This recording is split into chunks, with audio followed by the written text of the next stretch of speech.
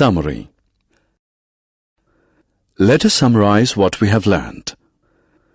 Festival is an occasion for celebrations.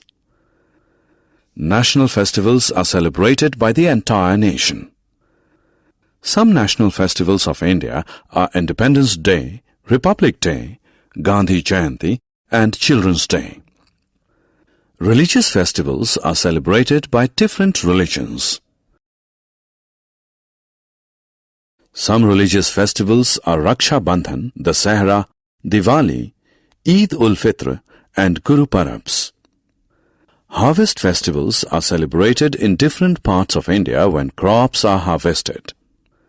Some harvest festivals are Onam, Pongal, and Lohri.